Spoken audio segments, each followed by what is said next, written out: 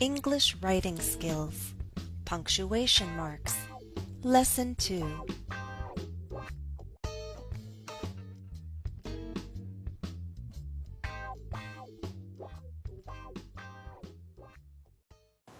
By the way, do you remember what magical power I said I'd like to have in the first lesson?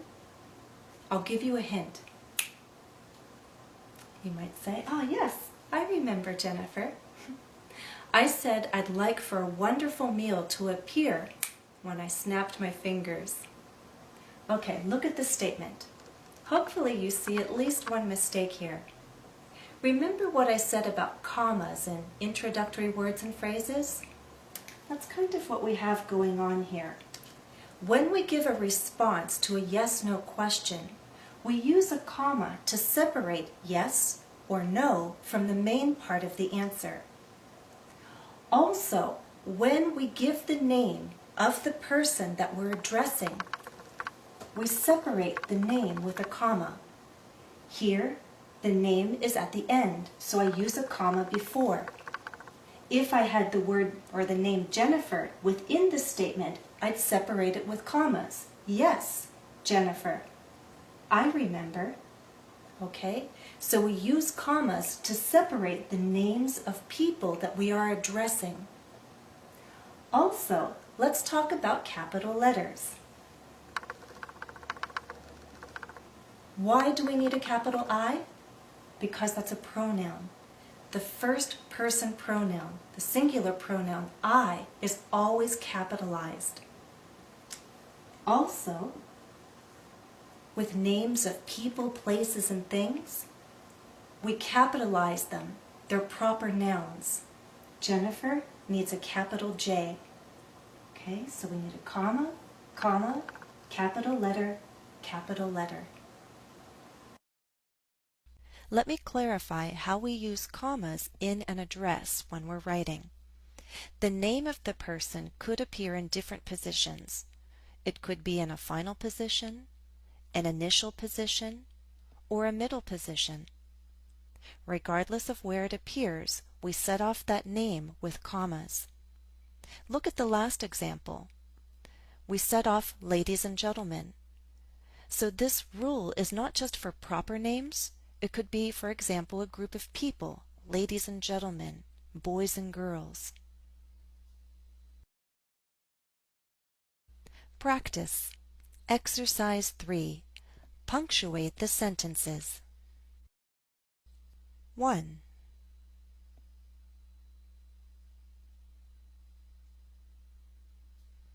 Answer. Would you want to be stronger than an Olympic athlete or smarter than Einstein? Here we simply needed to use capital letters for proper nouns, proper names.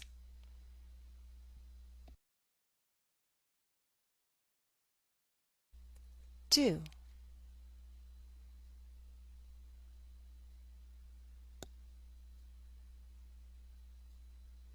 Answer. Honestly, Jennifer, I think having super mental abilities would be more useful than super physical powers. First, we need to set off that introductory word, honestly. We capitalize Jennifer, proper name, and we use a comma to set off the name of the person addressed. We capitalize I as that first person pronoun. 3.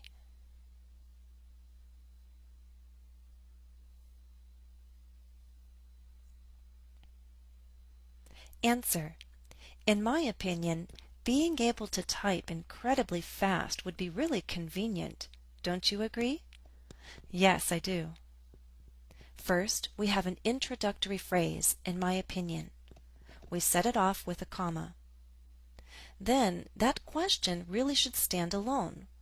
We have a simple sentence, a statement, followed by an interrogative sentence. Let's start that question with a capital letter. The response to that yes-no question has a yes, and a comma separates that main part of the answer. Yes, I do. We'll capitalize the I because that's the first person singular pronoun.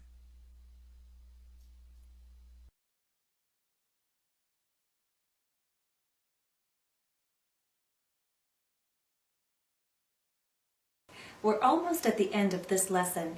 At this point, I'd like to help you recall rules and patterns that we've learned so far in this series. Look at this statement. Let's punctuate it together. First, recall the rules you know for capital letters. Which words need to be capitalized here?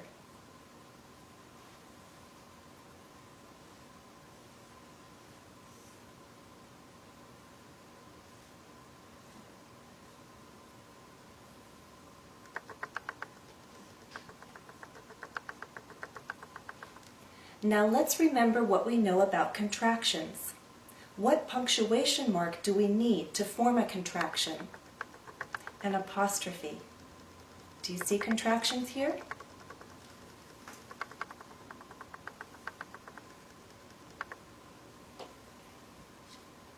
What about final sentence punctuation? We're not asking a question. This isn't a statement of strong emotion. So what do we need here? A period. Now, recall what you know about clauses and how we use different kinds of clauses to form different types of sentences.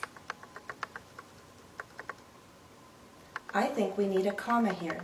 Do you agree?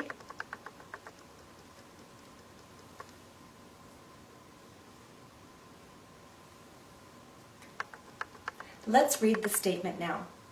Because you don't have the magical ability to learn everything in one day, I've created English writing exercises on my website for more practice. That's all for now. Thanks for watching and happy studies.